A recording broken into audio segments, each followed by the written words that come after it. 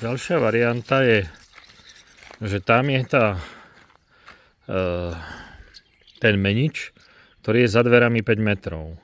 Odtiaľ to sem je 6 metrov, to máme 11.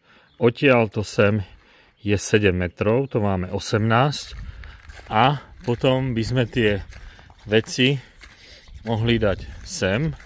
Tuto by sa muselo vybetónovať takto plocha. Tuto mám meter, to je 4 metre. Tuto by sa to natiahlo po tento, do tohoto priestoru. A tie stringy by sa ťahali odtiaľ z tej fotovoltaiky sem dole. Tuto na druhej strane za tým je aj switch, aj všetko siete. Ale odtiaľ to by sa potom musel kábel ťahať teda tam do tej, na to ubytovanie. Toto nejaký tunel asi máme na sieť. Takže túto postaviť, lebo tuto sa mala stavať terasa.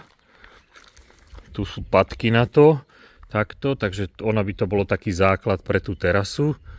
Vlastne na tom tá terasa je potiaľto, takže by sa to vystavalo vyššie, zase stehiel, to by sa obložilo, alebo preto budka, dvere odtiaľto, vstup, alebo odtiaľto a tie 1, 2, 3, príba 4, 5 tých batériek, aby sa vošlo do tej miestnosti, kde by to bolo strecha, zatiaľ by sa spravil sklon, alebo rovno a potom by sa urobila tá terasa, aby na tie baterky akože nepršalo.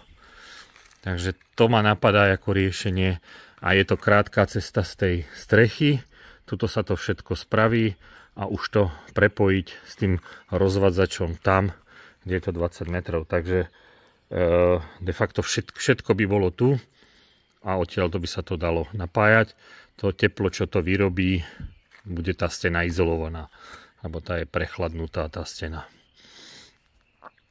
Toto je 2,50, to je na hranu tých dverí, takže tento priestor je 4 x 2,50, by sa dal na to vyčleniť, teoreticky.